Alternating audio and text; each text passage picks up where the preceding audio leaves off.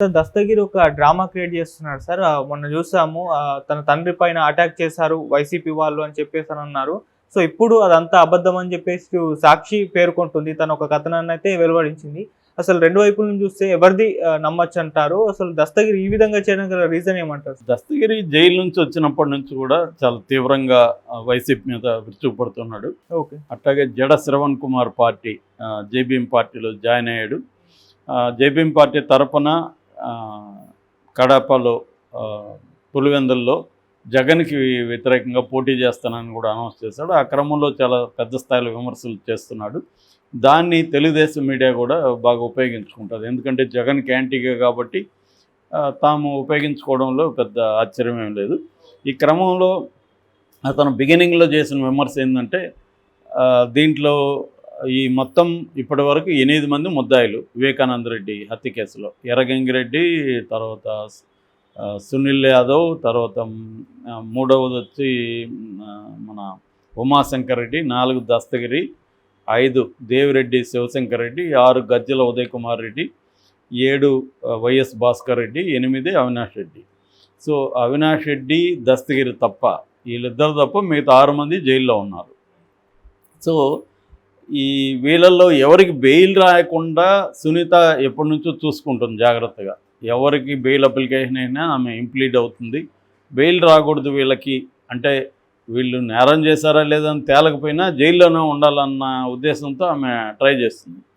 ఈ క్రమంలో దస్తగిరి ఏం చేశాడంటే, జైల్లో ఉన్నప్పుడు నన్ను ఈ అక్యూజ్ నెంబర్ 5 దేవిరెడ్డి శివశంకర్ రెడ్డి కొడుకు డాక్టర్ చైతన్య రెడ్డి నన్ను వచ్చి బెదిరించాడు. ఫస్ట్ ఏమో 15 కోట్ల ఆఫర్ ఇచ్చాడు, తర్వాత బెదిరించాడు అనేది ఒక ఆరోపణ చేశాడు.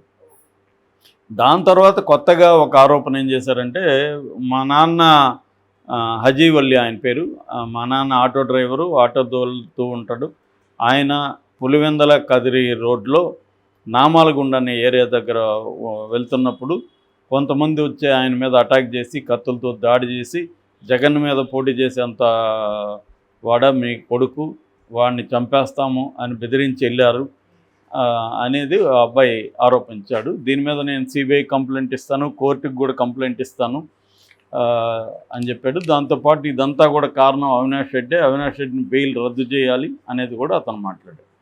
అంటే దీని వెనక, ఇతని ఆరోపణల వెనక ఏం కనిపిస్తుందంటే, మరి తను తెలుగుదేశం యాక్టివ్గా ప్రోత్సహిస్తుందా లేకపోతే సునీత ఉందా వెనకాలని తెలియదు. నాకైతే ఎవరో ఒకరు లేకుండా అతను ఇంత ధైర్యంగా చేయడని నేను అనుకుంటున్నాను బేసిక్గా. సో వాళ్ళ ఉద్దేశం ఏమై ఉండొచ్చు అంటే, అవినాష్ రెడ్డి బెయిల్ని క్యాన్సిల్ చేయాలి. అవినాష్ రెడ్డి బెయిల్ ఎందుకు క్యాన్సిల్ చేయొచ్చు? ఇతను బయట ఉంటే ఇలాంటి దాడులు జరుగుతాయి, అతనికి ప్రాణాలకు ప్రమాదం. చూడండి దాడులు చేస్తున్నారు, జైల్లో ఉంటే జైల్లో కూడా పోయి బెదిరిస్తున్నారు, కాబట్టి అవినాష్ రెడ్డిని బెయిల్ రద్దు చేయండి అని రేపు మాపు పిటిషన్ అయిపోతున్నారు. సో దానికి ముందుగా గ్రౌండ్ ప్రిపేర్ చేస్తున్నారు ఇతని ద్వారా.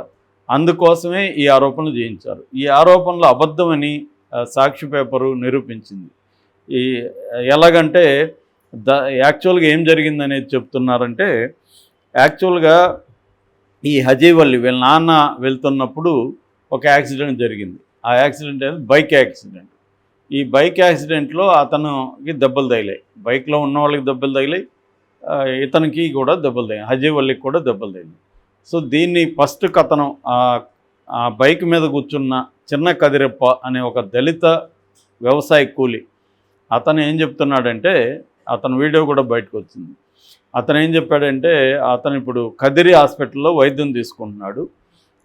నేను నా కూతుర్ల ఇంటికి వెళ్తున్నప్పుడు అక్కడ దగ్గర బస్ కోసం నిలబడ్డాను. ఈ లోపల నాకు తెలిసిన మల్లికార్జున అనే వ్యక్తి బైక్లో వెళ్తూ రానా నేను దింపుతాను అన్నాడు. సరే ఛార్జీల కన్నా మిగులుతాయి కదా అని నేను ఎక్కి వెళ్తుంటే అక్కడ ఒక మలుపు తీసుకుంటే అక్కడ బ్రిడ్జ్ ఉంది. ఆ బ్రిడ్జ్ నామాలగుండ దగ్గర అది స్కిడ్ అయ్యి యాక్సిడెంట్ అయింది. ఆ యాక్సిడెంట్ అయినప్పుడు నేను కింద పడిపోయాను, నాకు తల దెబ్బ తగిలి బ్లడ్ వస్తుంది. ఈ లోపల ఇంకొక అతనికి ఎవరికో తగిలింది, అది అతనికి కన్ను దగ్గర గాయమైంది. అతను లేచి వచ్చి నన్ను కొట్టడానికి ట్రై చేశాడు, నా సెల్ ఫోన్ లాక్కున్నాడు. ఈ లోపల బ్లడ్ కారుతుంటే జనం అంతా చూసి అతని దగ్గర సెల్ ఫోన్ తీయించి నాకు ఇచ్చారు. ఈ లోపల 108కి ఎవరో ఫోన్ చేశారు, 108 వచ్చింది, నన్ను తీసుకెళ్ళి తలుపుల హాస్పిటల్లో జాయిన్ చేశారు, అక్కడి నుంచి తర్వాత కదిరికి షిఫ్ట్ చేశారు అనేది అతను చెప్తున్నాడు. సో ఇది జరిగింది. ఇదైతే దీన్ని ఇతను దస్తగిరి వేరే రకంగా ఇచ్చాడు. ఇప్పుడు ఈ చిన్న కదిరప్ప ఇతని మీద కేసు కూడా పెట్టాడు పులివెందుల్లో, మల్లికార్జున ఇద్దరు వెళ్ళి, మేము అతను దాడి చేయలేదు, మా బైక్ యాక్సిడెంట్లో అతనికి గాయమైందని. సో దాడి చేసుంటే అక్కడ మనుషులు ఉన్నారు, ఎవరైనా చెప్పాలి కదా, వీళ్ళు కేసు పెట్టాలి కదా, పెట్టి నిరూపించాలి కదా. ఇవేమీ కనిపించలేదు. అంటే దస్తగిరి ఒక డ్రామాకి తెరలేపుతున్నాడని అర్థమవుతుంది. అదేంటంటే ఈ అవినాష్ రెడ్డిని బెయిల్ క్యాన్సిల్ చేయాలి. అట్లాగే ఇప్పుడు చైతన్య రెడ్డి కూడా ప్రెస్ మీట్ పెట్టి మాట్లాడాడు. ఎవరు? దేవిరెడ్డి శివశంకర్ రెడ్డి కొడుకు. అతను ఏంటంటే, నేను జైలుకి వెళ్ళి డాక్టర్గా మందులు అవి ఇస్తుంటాను, ఖైదీలని చూస్తుంటాను. ఆ క్రమంలో జైలుకి వెళ్ళి 2-3 సార్లు ఇతను ఉన్నప్పుడు కూడా వెళ్ళొచ్చాను తప్ప ఇతను నేను కలవలేదు, ఏం లేదు. నేను బెదిరించుంటే అక్కడ అన్ని సీసీటీవీలు ఉన్నాయి, కడప సెంట్రల్ జైలు సీసీటీవీలో నమోదు అవుతుంది కదా, చూపించమనండి అతను ఛాలెంజ్ చేస్తున్నాడు. అతను నా మీద ఎందుకు ఆరోపణ చేస్తున్నాడు అంటే, మా నాన్న బెయిల్ పిటిషన్ ఇప్పుడు విచారణకు వస్తుంది, దాన్ని రద్దు చేయించడానికి సునీత దస్తగిరి కలిసి ప్లాన్ చేస్తున్నారనేది అతను ఆరోపిస్తున్నాడు. సో ఇక్కడ ఏంటంటే, ఇది నేను ముందే చెప్పినట్టుగా వివేకానంద రెడ్డి హత్య ఒక రాజకీయ రంగు పులుముకునేది కాబట్టి ఈ 2 రాజకీయ పార్టీలు తమకు అనుకూలంగా వాడుకుంటున్నాయి. దీంట్లో కుటుంబం కూడా ఇన్వాల్వ్ అయింది, కుటుంబం కూడా 2గా చీలిపోయింది.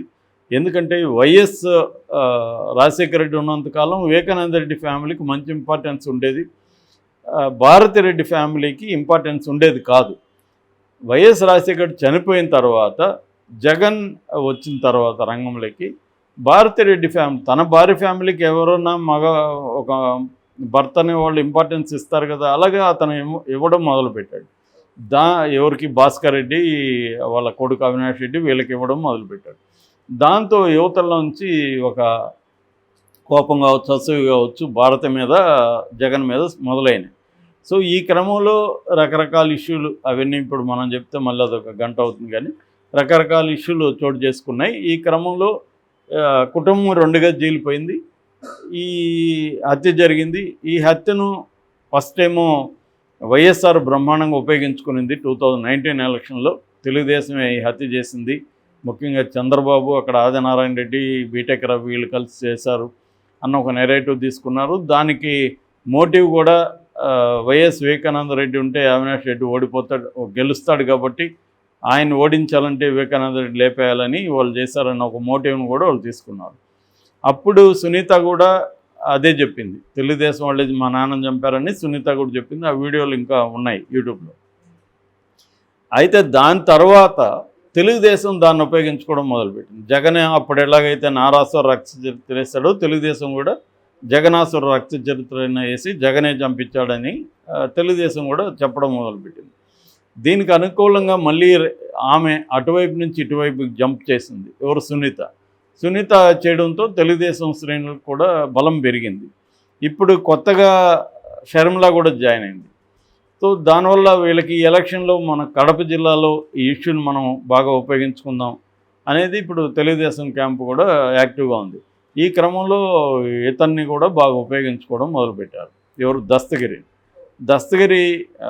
దస్తగిరి క్యారెక్టర్ ఏంటి? డబ్బులు ఇస్తే హత్య చేసినోడికి డబ్బులు ఇస్తే ఏం మాట్లాడమంటే మాట్లాడ్డా, అతనికి ఏం వాల్యూ సిస్టమ్ ఉంటుంది? హత్యలు చేశాడు, ఆ తర్వాత కూడా అనేక దౌర్జన్యపూరితమైన పంచాయతీలు చేశాడు. కాబట్టి ఇక్కడ ఏంటంటే క్లియర్గా దస్తగిరి అనేవాడు ఈ పొలిటికల్గా తెలుగుదేశం వైసీపీ మధ్య ఒక పావులాగా అతను వాడుకోబడుతున్నాడు. దానివల్ల అతనికి కూడా ఎంతో కొంత మేలు టెంపరీగా జరుగుతుంది, కానీ మరి లాంగ్ టర్మ్లో అతని పరిస్థితి ఏంటి, అతనికి సేఫ్టీ ఏంటి అనేది కూడా కన్సర్న్ అవ్వాల్సిన విషయాలు. ఎందుకంటే వీళ్ళిద్దరి మధ్యలో అతను బలైనా కూడా అయ్యే అవకాశాలు ఉన్నాయి.